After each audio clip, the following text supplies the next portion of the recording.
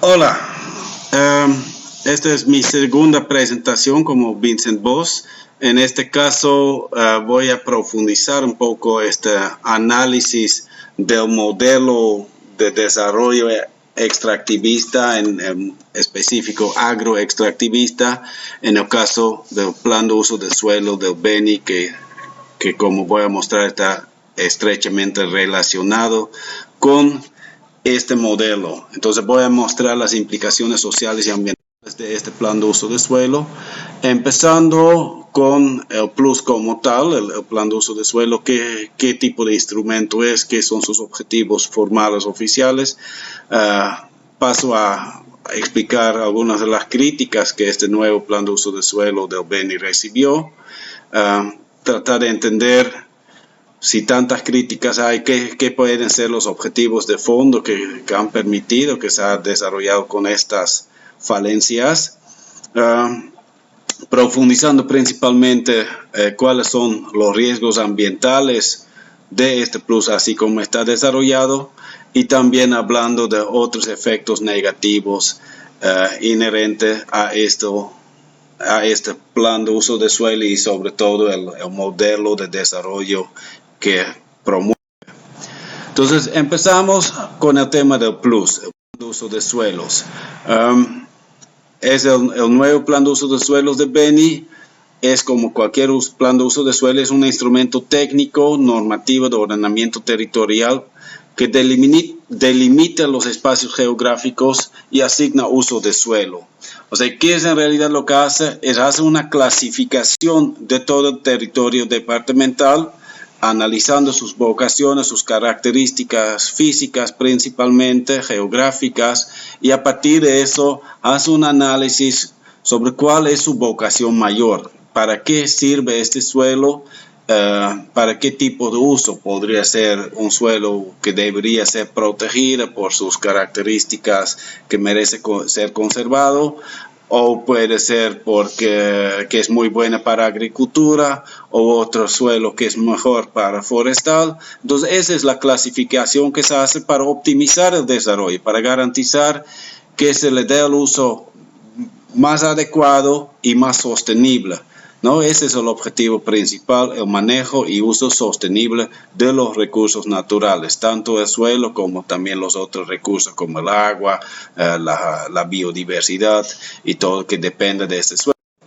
Entonces, ¿qué hace? Al final es categorizando una serie de clasificaciones que en el caso de Beni son estos cinco, las tierras de uso agropecuaria, de uso agrosilvopastoril, de uso forestal, de uso restringido y las áreas naturales protegidas, como cinco diferentes clases o categorías, y cada una con sus subcategorías para poder identificar qué tipos de tierras tenemos, y para cada tierra se define después también.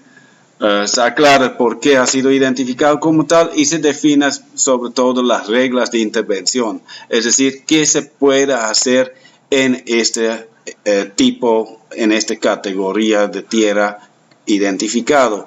Y aquí en este ejemplo que estoy mostrando es el uso agropecuario intensivo bajo manejo, que hay sobre todo en el oeste de Beni, alrededor de Rurrenebaque, donde se plantea que es muy buena para el uso agropecuario intensivo, tanto ganadería como agricultura, agricultura mecanizada también, y en este caso virtualmente todas las acciones, las opciones de uso de tierra son permitidos, ya sea agrícola, ya sea pecuaria, ya sea forestal, y ya claramente obviamente con sus responsables correspondientes que van a asegurar que se cumplan las reglas correspondientes, porque sí siguen vigentes, digamos, la ley forestal y todo lo demás que corresponda a ese tipo de usos.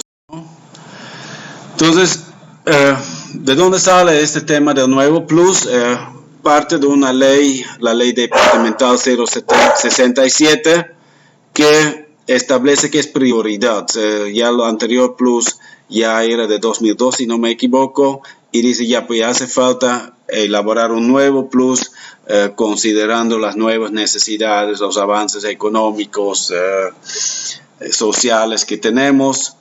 Y aquí también lo que se aclara que es una demanda social, ¿no? Ese es por lo menos lo que ha dicho el gobernador Ferrier, que era en su momento el gobernador, que dice el sector ganadero, indígena, campesino, los arroceros, los piscicultores, los forestales están demandando eso y por eso plus. Y efectivamente se lo promulga como ley el 27 de noviembre de 2019. En la Asamblea Legislativa Departamental de Beni, la aprueba el documento como tal, después de, la verdad, una revisión todavía, la primera versión elaborada por un equipo consultor dependiente de la gobernación de Beni, presente, la Asamblea exige ciertas modificaciones, pero al final la aprueban y al final también el gobernador, que ya Ferrier sale después de los conflictos sociales políticos al final de 2019 entre Fanor Amapo, el nuevo gobernador del Beni, y él ya la pone en práctica también, ¿no? Entonces, una de las primeras observaciones que se hace es, por ejemplo, la CPMB, la ha dicho esa, la organización indígena allá de la zona de Mojos, que dice, oye, pero no se ha recogido información coordinada con las autoridades indígenas y las distintas organizaciones sociales del departamento. Y de ahí Alex Ferrier en realidad lo confirma, diciendo que no se podía compartir el documento porque era muy técnico. Entonces hacían solamente socializaciones donde más hacían como una propaganda política prometiendo que todo eso iba a traer el desarrollo, que ya el Beni se iba a convertir en departamento agrícola con alta productividad, el departamento más rico de toda Bolivia, y admite que no lo compartieron con los indígenas y muchas veces ni con los campesinos y otros sectores que también han reclamado, bajo el criterio que era demasiado técnico, que la verdad ya es una discriminación que ha sido muy cuestionada por los mismos indígenas, y yo personalmente he socializado el documento con ellos y claro, hay muchos criterios muy técnicos, pero con las debidas explicaciones da para hacer entender mucho, ¿no? Entonces, eso es muy cuestionable. Sobre todo porque en realidad la ley 067 que prioriza la elaboración del plus exige justo que se socialice, que se trabaje de forma participativa. Entonces el hecho que admite que no lo hicieron ya muestra que hay una ilegalidad. Entonces voy a hablar un poco más de esto, pero para empezar, o sea, la misma gobernación admite que no fue socializada de forma adecuada, no fue trabajado de forma participativa, y ese es el principal reclamo que se ve desde las varias organizaciones, no solamente organizaciones indígenas, pero también, por ejemplo, el CONADE, que también la ha cuestionado que este plus no ha sido elaborado de manera adecuada, e incluso el Tribunal Internacional de Derechos también ha estado reclamando ese tipo de normas que también han sido observados por muchos científicos, trabajadores técnicos de ONG sobre todo, pero ha habido una amplia crítica. Y incluso los de la gobernación en algún momento decían, sí, puede ser que no está legítima, pero sí es legal. O sea, hasta admitan que no fue trabajado de forma adecuada, pero igual ya está en vigencia. Entonces, ¿cuáles son las críticas más allá, no? O sea, primero es que efectivamente dice, no hay la participación, que ya lo comenté, ya lo adelanté un poquito, esta parte que iba a hablar aquí. Y los pueblos indígenas incluso se declaran en emergencia, ¿no? Aquí está la norma 067 que dice que tenía que ser participativa, y justo frente a eso reclaman, pero ni esos reclamos han sido atendidos posteriormente. Se han declarado en emergencia y simplemente nadie le ha dado importancia, y el plus siendo avanzando, ya la han incluso ya aprobado su reglamento, ya le están poniendo en marcha, donde el INDRA, la ABT y todo están avanzando con fuerza para que eso se haga. La otra crítica fuerte es que que la han mal utilizado el plus. Un plus, como yo decía al inicio, es para garantizar la sostenibilidad del uso de los recursos naturales, cuando la gobernación en todas sus promociones y todos los defensores del plus todo el tiempo habla, con esto vamos a poder cambiar los patrones de producción, ya vamos a poder traer el desarrollo al Beni. O sea, el plus no tiene este objetivo. Si querían hacer esto, tenían que haber hecho un plan de desarrollo, ¿no? El plus no es lo que inhibe el desarrollo del Beni. Tal vez en algunos lugares sí no se daban las condiciones según el anterior plus para producir. Hay que reconocer que gran parte de la producción, o sea, toda la deforestación en el Beni ya se hacía de forma ilegal de todos modos, y igual en las tierras que ya eran de uso agrícola no se produce casi nada. O sea, hay muchos factores técnicos, económicos, sociales que limitan la productividad del Beni, no tanto el plus. Y solo cambiar un plus no nos va a traer mágicamente el desarrollo.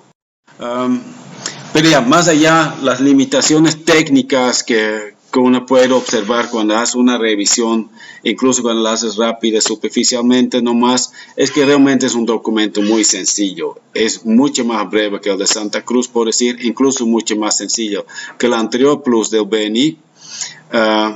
Y lo que observo es que no cita ninguna referencia bibliográfica, es simplemente un documento muy corto que da estas características de suelo, que tampoco aclara de dónde sale esta información. No dice cómo se lo tomaron las muestras de suelo, no sabe dónde se ha ido procesando esto, no sabe cuál ha sido el motivo que ahora cambió. La anterior vocación de suelo, los tipos de suelos son los mismos suelos que seguimos teniendo ahorita, no debe haber cambiado. Y ni siquiera aclara de por qué se quiere hacer un nuevo plus. O sea, dice que el anterior era viejo, pero no dice que estaba mal, digamos, ¿no? Y ahí habla mucho que ahora quieren meterla a la agrícola, y ya los técnicos me lo han explicado más personalmente porque en el documento no está, que lo que han hecho es en realidad los suelos no han cambiado, incluso los mismos datos del anterior parece que posiblemente han utilizado. Y lo que han cambiado es la interpretación de esos datos de suelo, donde más antes decían ya con un pH de 5 ya no es apto para agricultura, ahora han dicho no, pero lo podemos echar calcáreo, entonces hasta pH de 4 lo seguimos clasificando como de uso agropecuario. Y esto no tiene mucho sentido si no lo justificas que las condiciones han cambiado. Si ahorita, por ejemplo, hay calcáreo muy barato disponible, pero eso también los mismos técnicos ya me han indicado que en realidad no lo hay, ¿no? Que recién quieren buscar la forma, que el gobierno lo subvenciona y no sé qué. Entonces, la verdad no hay un análisis de costos y beneficios o algo que podría justificar esto. Igual hay dudas sobre la interpretación de vegetaciones. Por un lado dice que los bosques es a partir de cierta densidad de árboles y el desmonte es la eliminación de estos bosques, pero después hablan en todo documento de desmonte de pampas también, que ya no tendría sentido según esas definiciones. Entonces hay esas contradicciones que no solo en este tema es solo un ejemplo. Igual hay, por ejemplo, dice que tiene que tener por lo menos 11 cualidades de tierra que hay que considerar y al final terminan en 8. O sea, realmente así errores técnicos básicos de un trabajo hecho a lo rápido por gente poco calificada, ¿no? Y ahí la preocupación cuando no cita ninguna referencia bibliográfica también en esta misma línea es muy preocupante, que en realidad no se enmarque en el sistema de planificación estratégica del Estado, ¿no? Tenemos dentro de Bolivia el SPIA, que lo llaman, donde también está la Agenda Patriótica, Plan de Desarrollo Económico Social, los PTI departamentales, municipales, y ninguno de esos documentos se toma en cuenta. Entonces hace una planificación completamente aislada, completamente fuera de los planes, y entonces tampoco puede considerar realmente los demás criterios de desarrollo que se debería tomar en cuenta, ¿no? Y ahí vemos que hay muchos problemas que tampoco toma en cuenta dónde están las concesiones forestales o las áreas protegidas o los planes de gestión territorial indígena, las estrategias de turismo. Hay tantos otros documentos que podrían haber contemplado que sí lo contemplas cuando armas un plan de desarrollo y que aquí para Plus, como la han mal utilizado como un plan de desarrollo, se ve que cometen ese tipo de errores básicos de la planificación del desarrollo, ¿no?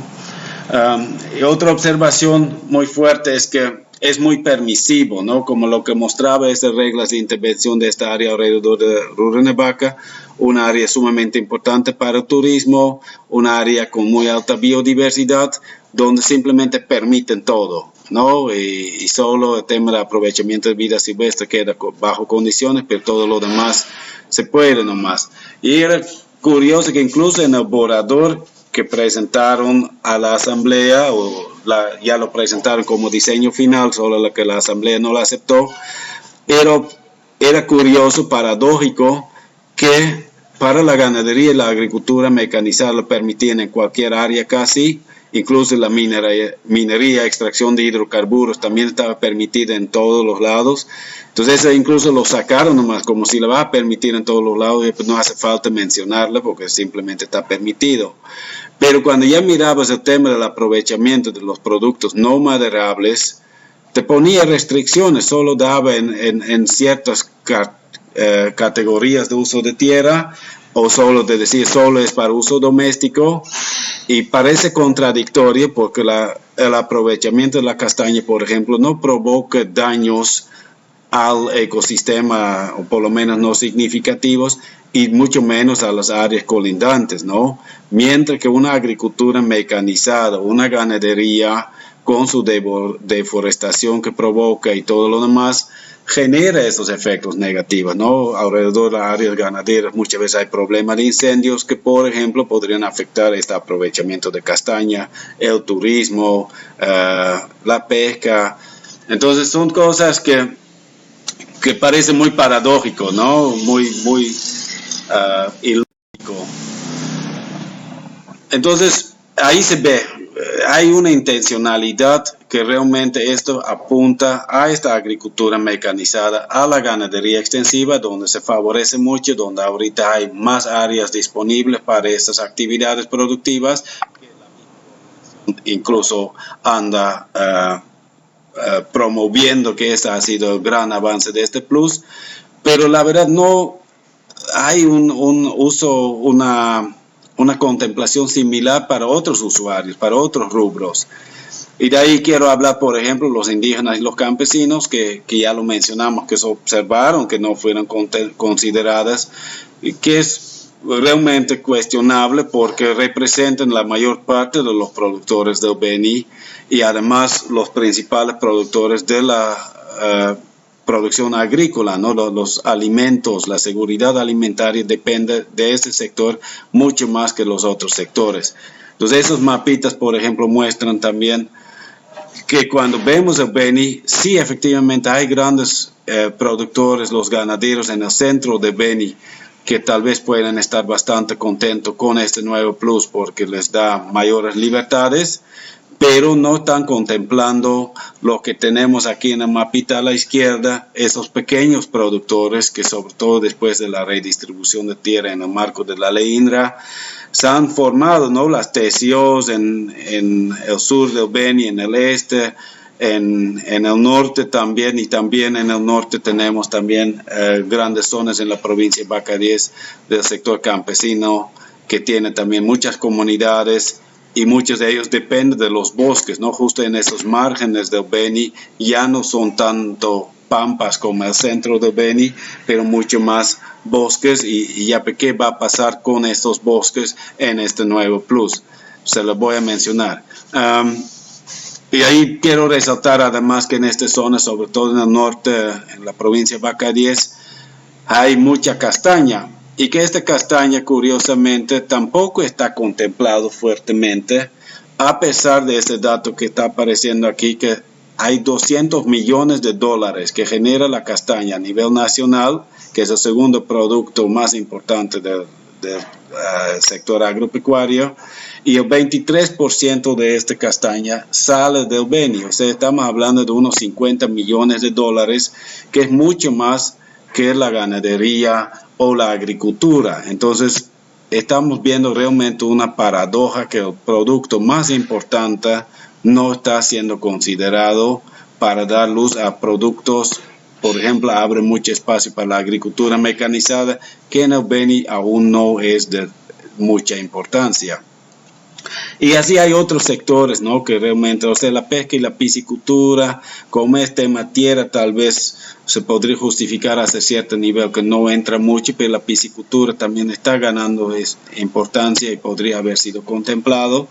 Y sobre todo también otros productos no maderables. Hay grandes regiones que dependen, que tienen gran potencial para el tema de cacao, y también el azaí, que es un rubro muy interesante que está apareciendo últimamente, y lo que ya mencionaba un poco, el turismo, por ejemplo, que justo zona de Rurrenabaque, pero también toda la zona de San Ignacio, de Mojos y también el Itenes. Hay grandes potencialidades e incluso ya grandes beneficios turísticos concretos que está generando, que no se está contemplando que podrían ser los impactos negativos en esos rubros, ¿no?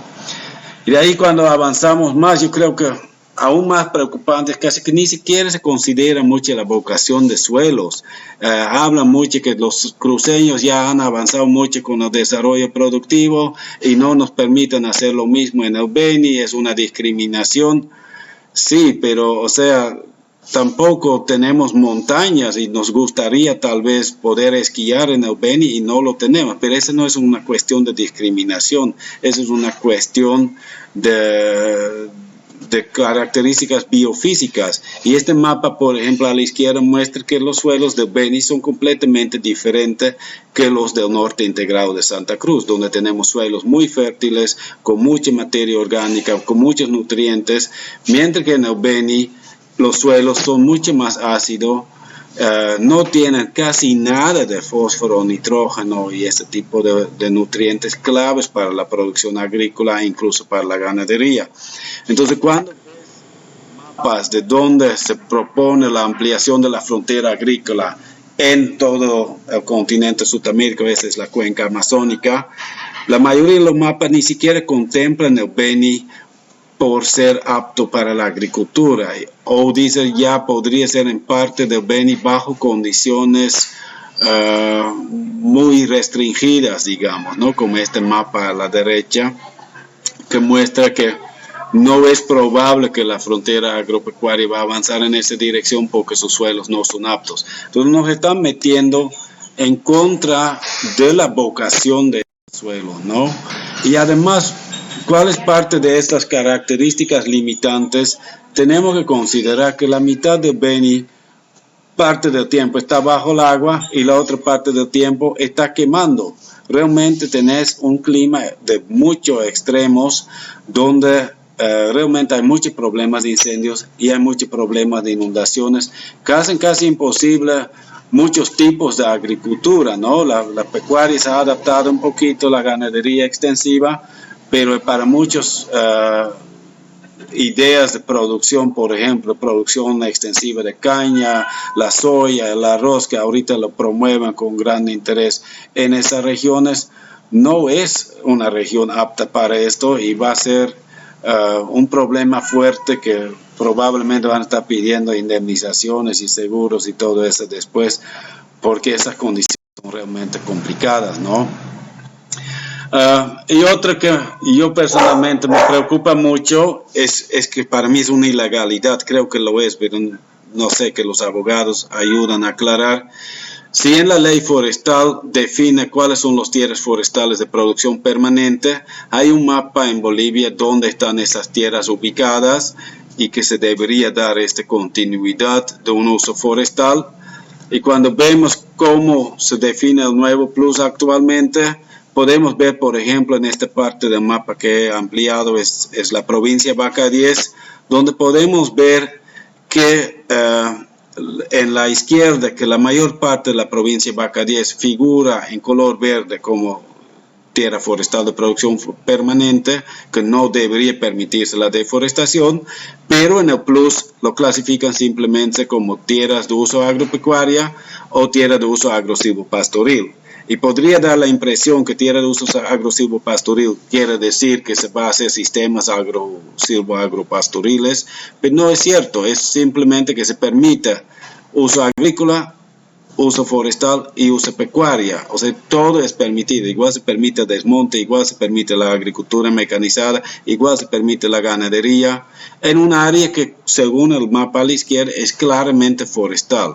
Y yo conozco muy bien esta zona y te puedo indicar también que efectivamente hay mucho bosque por allá. Y para mostrarles eso, puedo mostrar este mapa de dónde son las zonas de aprovechamiento de castaña creado por el Ministerio de Desarrollo Productivo y Economía Plural, de dónde sale la castaña, y podemos ver que justo en esas manchas del norte de la provincia de Baca 10 salen grandes volúmenes de castaña. Entonces allá es muy dudosa cómo vas a poner allá que se permite la deforestación.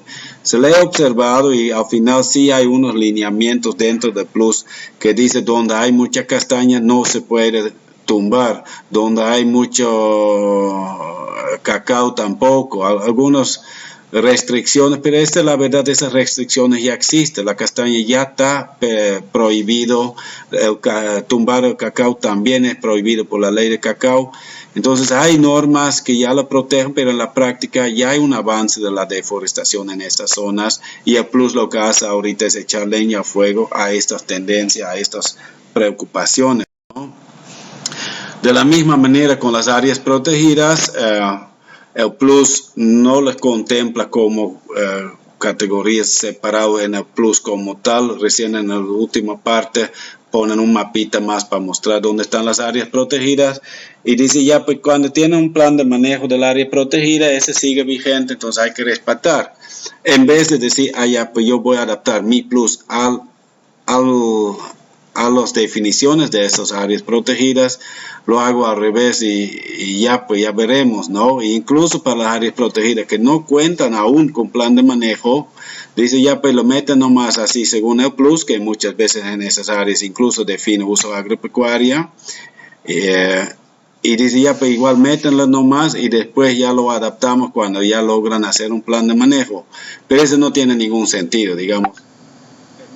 El desmonte, permites los asentamientos humanos, permites el tema de la agricultura mecanizada con agrotóxicos y todo eso, un área protegida, y de aquí en 5 años vamos a decir, no, otra vez va a ser área protegida, ya está todo bosque tumbado, ya está toda la biodiversidad exterminado. No tuviera ningún sentido, eso no lo tiene, pero así está contemplado. Peor con los sitios Ramsar, que simplemente lo ignoran por completo, aunque el Beni tiene los mayores sitios Ramsar de toda Bolivia e incluso de todo el mundo. Esos sitios Ramsar han sido identificados, han sido reconocidos por ley, que son humedales cuyas zonas son importantes para la conservación de la biodiversidad y también los sistemas de vida que dependen de ellos.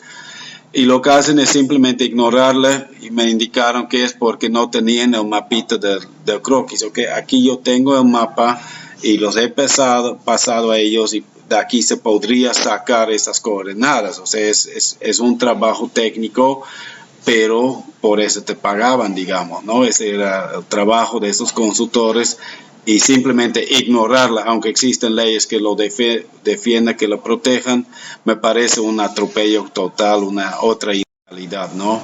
Y tal vez la más preocupada es la parte indígena, por eso los indígenas saltaron también. Y quiero resaltar que el Beni tiene la mayor diversidad cultural de toda Bolivia. 18 de los 36 pueblos indígenas de Bolivia viven en el Beni. Tenemos varios tecios, y otra vez simplemente lo ignoraron, no tomaron en cuenta. Y de ahí también ya a considerar las observaciones de la gente también de la Asamblea Legislativa, dice, ya entonces si los indígenas no les parece, que no la aplican.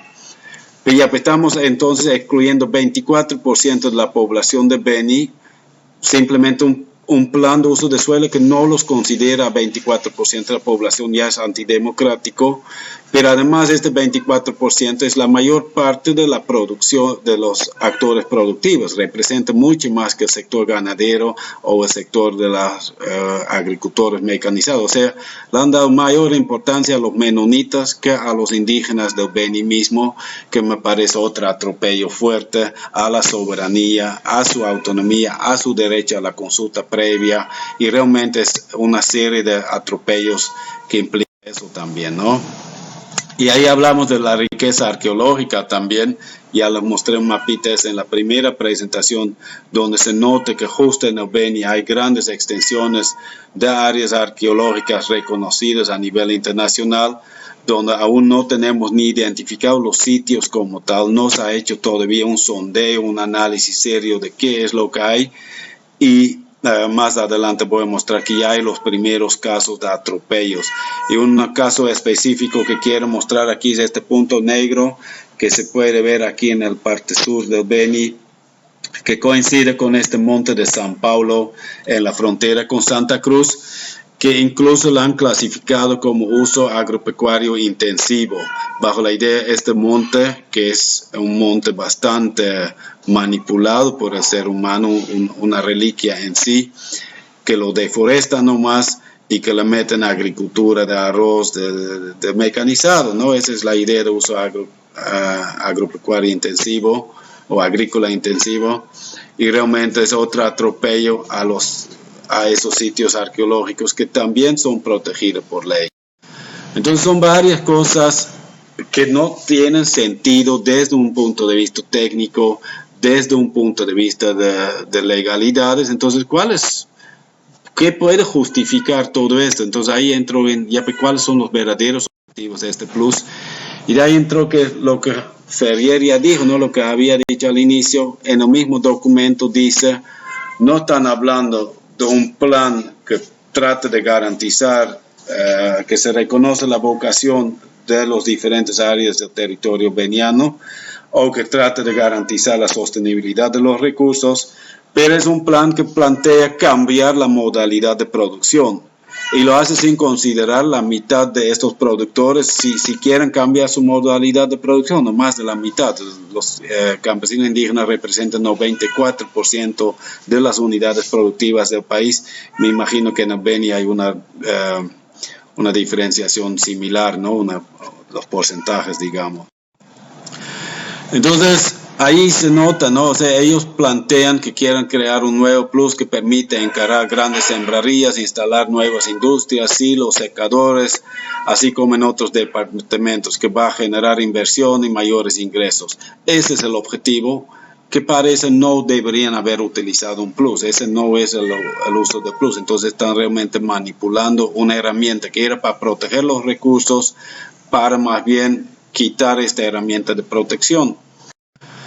Y eso va muy en línea con otras propuestas que justo los mismos actores, el Ferrier y Rolf Köhler, por ejemplo, que era el director de la ABT hace unos años, y él planteó estos proyectos, esas propuestas, donde dice que el Beni puede convertirse en la región más rica de Bolivia, y donde realmente ves una visión completamente empresarial. Incluso para el Beni muestran solo el arroz, la soya y las vacas, desconsiderando por completo que el Beni en realidad depende más de su castaña o incluso del cacao o tiene muchas otras potencialidades, ¿no? Entonces netamente, incluso cuando muestra por ejemplo la parte forestal, está mostrando plantaciones de eucalipto, desconsiderando completamente los bosques naturales que tenemos, ¿no? Y realmente esos documentos van en esta línea, hacen toda una propaganda de cuántos millones puede generar multiplicando supuestas superficies por supuestos rendimientos,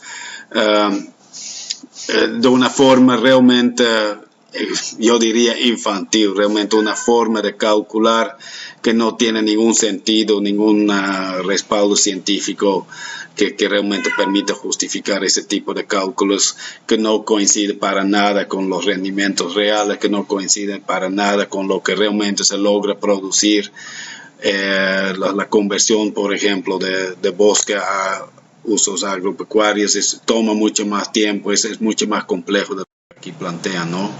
Pero ahí vemos, o sea, cuál es lo que realmente pasa el Plus, que debería tomar una serie de criterios técnicos, geográficos, biofísicos, sociales, económicos, y en vez de analizar eso, lo que pasa por un filtro político que principalmente atiende los intereses de unos cuantos sectores, que en muchos casos ni siquiera son benianos mismos, ¿no? Son principalmente menonitas, cruceños, brasileros e incluso los grandes transnacionales que tienen mucho interés en producir soya, por ejemplo.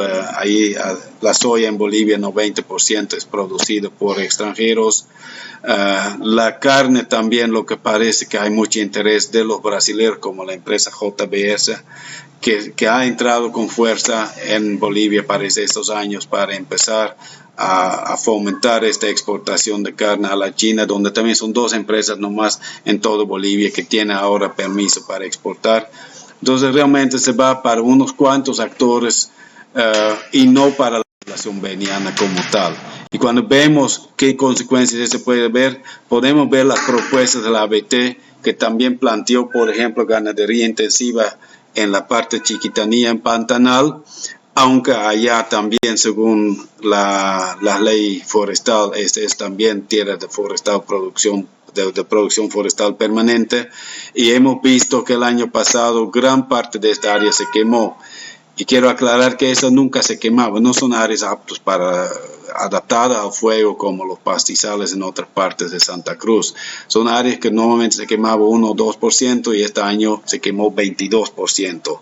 Y es aún más fuerte en el tema de las plantaciones comerciales en el sur de Santa Cruz, en el área que más o menos coincide con el área protegida de Ñembiguazú, donde alguien plantea la idea de hacer plantaciones comerciales en un área protegida, y donde vemos que de repente se quema más o menos la mitad. Esos son datos todavía preliminares en este mapa, de un área que nunca se había quemado, 1, 2, 3% máximo, y de repente casi 50% se quema, y al ratito aparecen estos empresarios con la propuesta que allá podrían plantar eucalipto si el gobierno les ayuda, los subvenciona y le manda a la propia población a ayudar a plantar y todo esto, en realmente una propuesta descarada donde se ve que están realmente tratando de beneficiarse por todos los lados, ¿no? Que es característica de este modelo de producción y muy bien descrita en muchos documentos su modus operandi.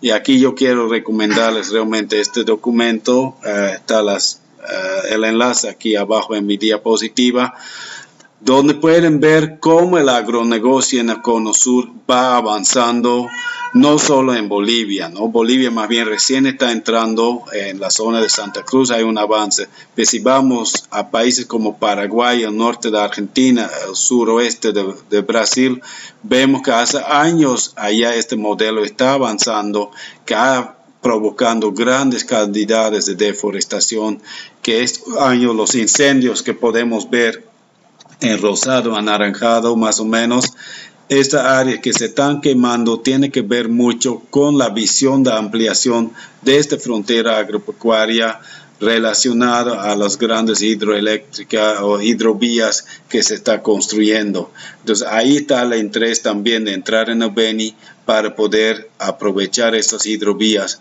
Y este modelo, como he dicho en el anterior día, presentación, tiene relación con contaminación, con conflictos de tierra, con matanzas, con todos esos problemas. Y es este modelo que al final está interesado en entrar en el Beni, y parece que es este modelo que ha provocado esta aprobación de Plus, que incluso unos brasileros representantes de este sector del agronegocio llegaron una vez a la UAB en Riberalta y literalmente dijeron: ya le pagamos tal y tal diputado, entonces ya se van o tal y tal asambleísta, nosotros le pagamos su campaña, entonces este le va a aprobar este nuevo plan de uso de suelo, ya está garantizado, entonces súmanse, vamos a producir soya transgénica en el Beni. Y realmente así descaradamente ni siquiera tienen vergüenza de todo lo que hacen, que es completamente ilegal, ¿no?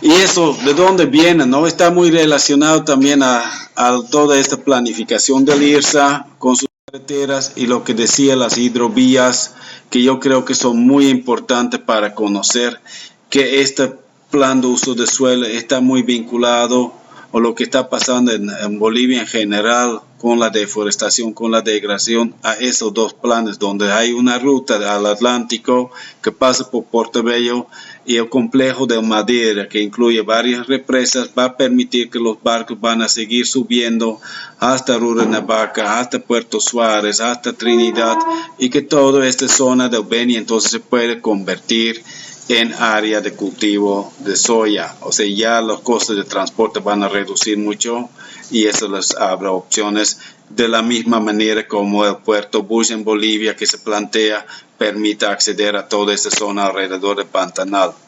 Y ahí lo quiero mostrar, este mapita que ellos mismos calculan, los promotores de este modelo, donde dice ya, pues, ahorita los barcos pueden llegar a Portobello y aquí a Pará, entonces aquí las manchas amarillas ya permite producir soya, lo puedes llevar por esos hidrovías, esas rutas accesibles con barcos, y en esta zona del Beni y Pando aún no se puede producir justo por los costos de transporte que no justifican. Una vez que se hace complejo del río Madeira, este es el mapita de Bolivia ya, esa mancha amarilla son las nuevas zonas que ya se vuelven aptos para la producción de soya en términos económicos rentables. Entonces aquí en Brasil incluso podemos ver que este año están tumbando, quemando toda esta zona que no se había quemado todavía aquí al norte del Río Branco.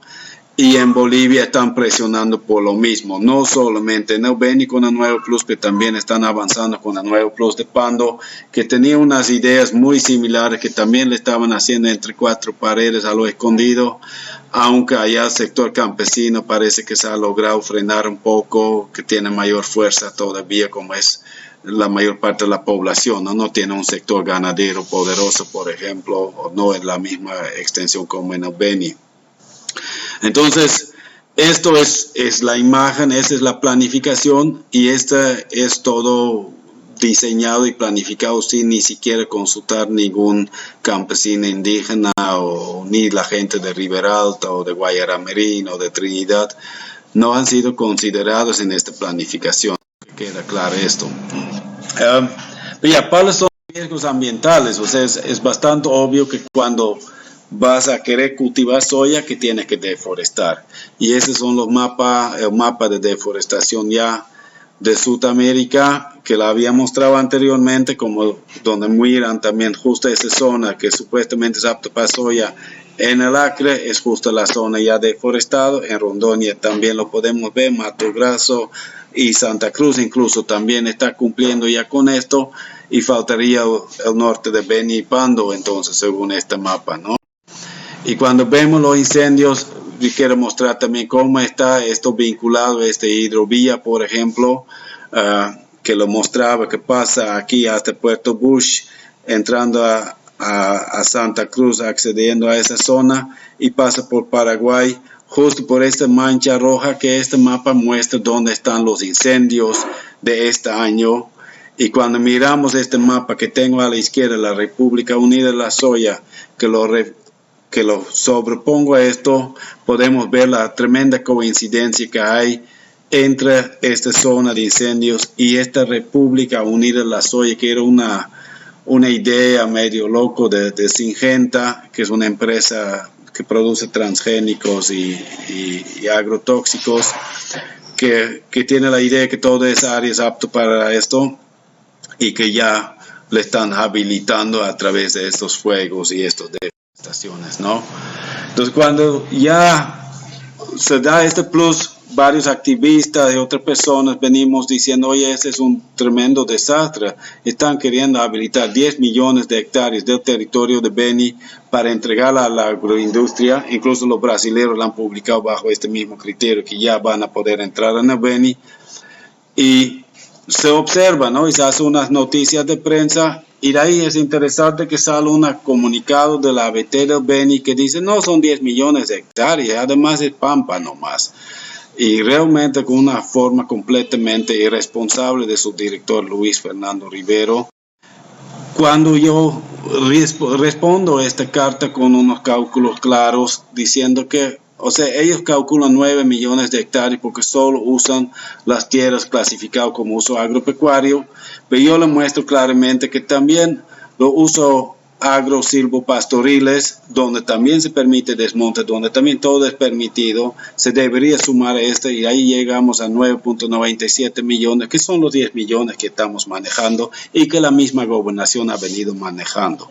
Entonces, quiero aclarar que sí son 10 millones de hectáreas, aunque él, después de esta carta, sigue diciendo que esta es mentira.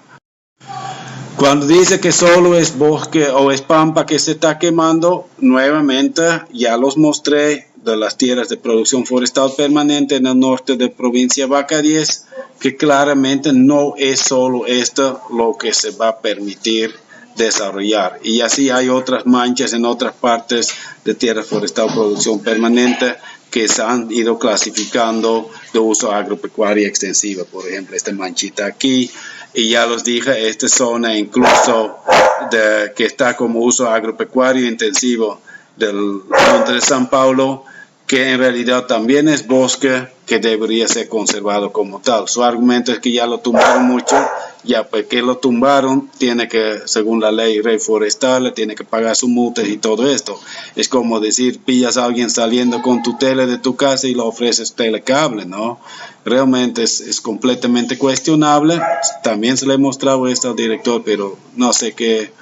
Parece que hay otros intereses por debajo que no quieren reconocer los errores técnicos y sigan nomás diciendo que no pasa nada, contradiciendo y realmente literalmente mintiendo, ¿no? Y claro, los impactos que hemos denunciado en esos artículos y que también he mencionado en esta carta son tremendos, ¿no? En términos de biodiversidad no queda duda que un bosque amazónico, un bosque beniano, uno de los lugares más biodiversos del mundo, contiene más de 100 especies de árboles por hectárea típicamente. Al momento que lo convertimos en un pastizal o un soyal o otro tipo de agricultura mecanizado, esta biodiversidad se reduce drásticamente. Realmente, sobre todo en el caso de la soya, que es transgénica y que es monocultivo, es realmente una esterilización, ¿no? Estos árboles, 100 especies por hectárea, pero además crecen orquídeas, helechos, otros epifitos, hierbas en el sotobosque, lianas, de todo hay, se convierte en una sola especie. Ni bien a otra plantita quiera aparecer, le echan glifosato y acaban otra vez esas especies. Pero con ese bosque se desaparece, también desaparece toda la red, todo el ecosistema que depende de este bosque, ¿no? Los mamíferos, las aves, los reptiles, los anfibios, los insectos, los microorganismos del suelo, o sea, es toda una red que disminuye y estos datos sobre eso realmente son preocupantes.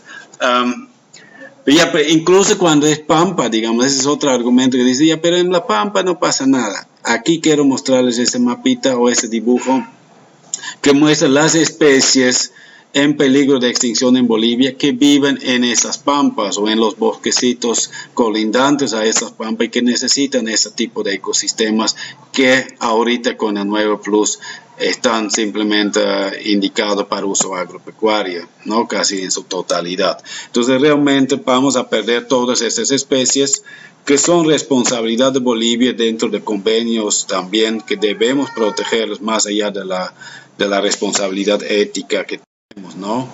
Y cuando vemos qué pasa en Sudamérica en ese nivel, realmente hay tendencias muy preocupantes. Esta figura muestra que desde 1970 hasta 2018, Sudamérica perdió 94% de su biodiversidad.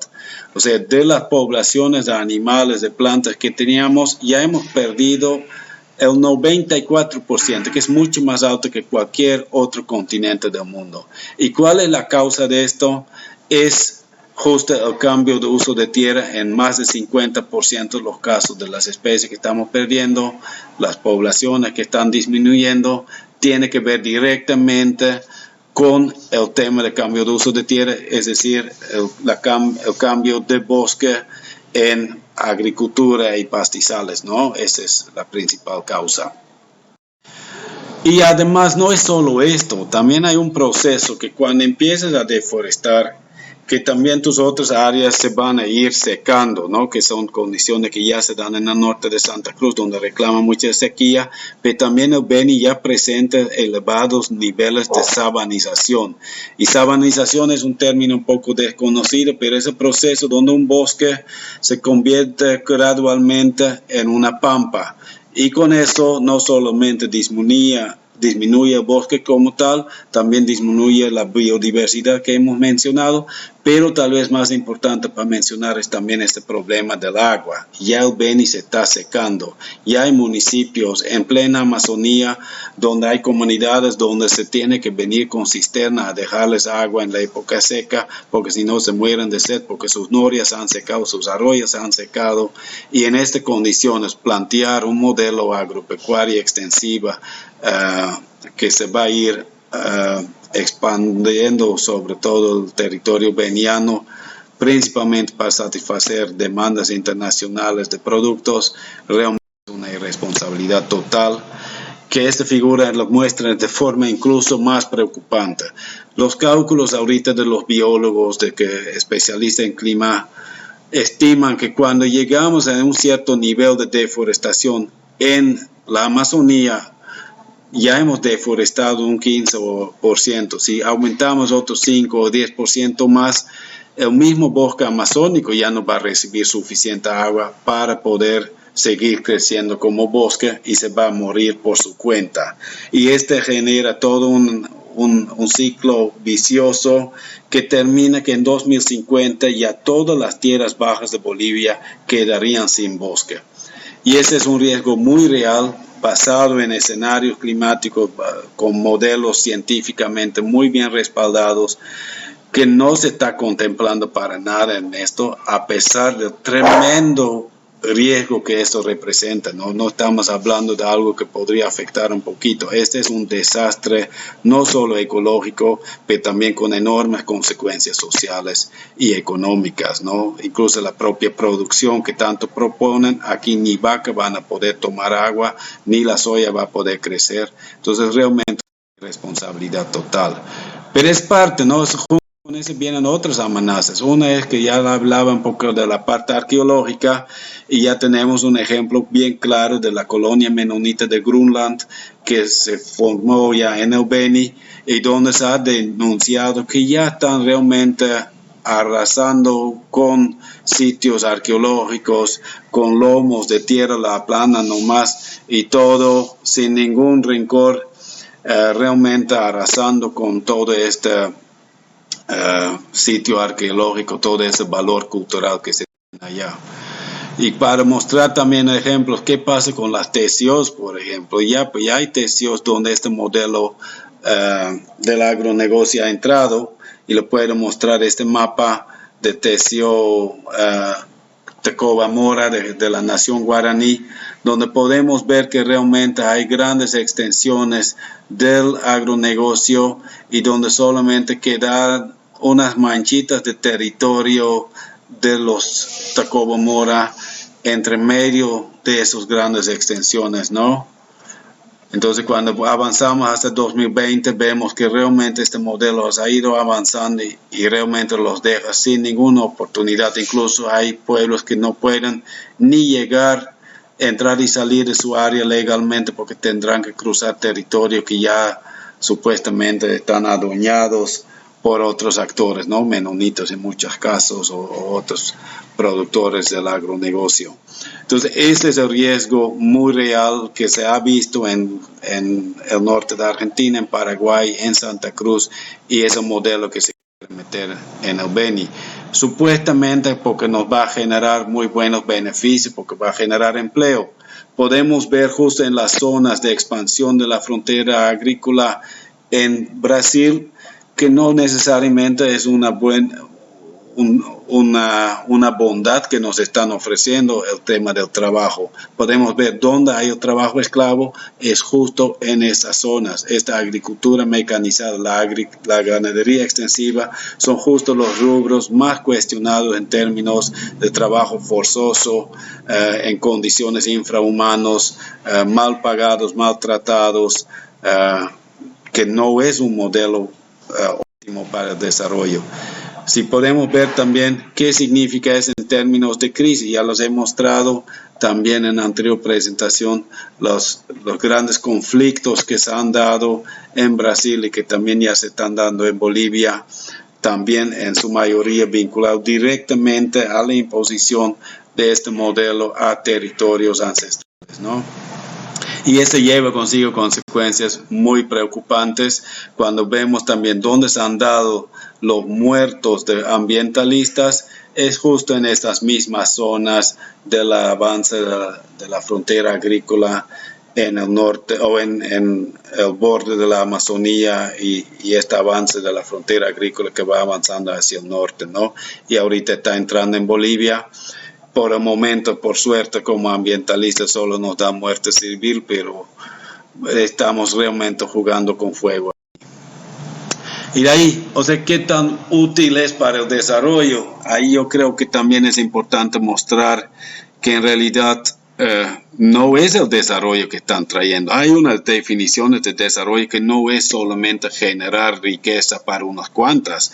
Desarrollo es mucho más complejo. Por eso yo decía, si quieres generar desarrollo, armas un plan de desarrollo productivo, una estrategia departamental que contempla todos esos criterios ya mencionados en los PTDI, en el sistema de planificación integral del Estado, y no lo han hecho.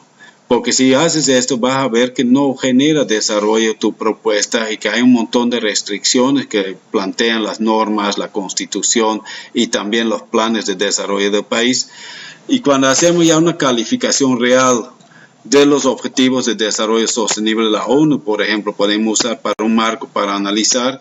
Y hay esto, recién han publicado un atlas de estos indicadores de desarrollo sostenible, donde podemos ver los municipios más productores de soya, por ejemplo en Santa Cruz, no tienen un ranking de los objetivos de desarrollo sostenible muy alto. Se ha calificado en todos esos 17 objetivos y sus 169 indicadores ha seleccionado y se han hecho una calificación cómo están al avance en estos aspectos, para poder poner un ranking, cuál es el municipio que más ha avanzado y cuál es que menos ha avanzado. El más avanzado sería el número 1 y el menos avanzado número 339. Y podemos ver que estos municipios del modelo exitoso cruceño en realidad no son tan exitosos, están entre 50 e incluso 140.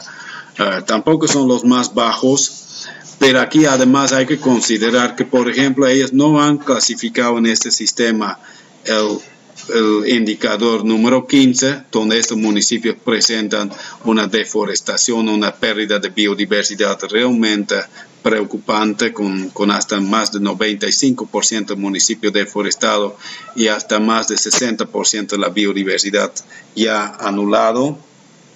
Pero además podemos tomar en cuenta que en estos municipios la población originaria se ha tenido que huir de allá al momento que entraron estos productores, y estos pobladores originales ahorita están viviendo en los barrios marginales de Santa Cruz, aumentando los niveles de progreso y bajando estos indicadores de objetivo de desarrollo sostenible en estas zonas, ¿no? Entonces, como totalidad, como modelo país, es realmente un modelo muy preocupante, muy cuestionable. Entonces, con esto quería terminar, justo una hora, terminando con esta imagen, que la preocupación realmente es que dice ya, pues tenemos el COVID, que es una crisis fuerte, y después viene la recesión económica y tenemos que enfrentar esto con esas ideas como el plus y el fomento del avance de la frontera agropecuaria.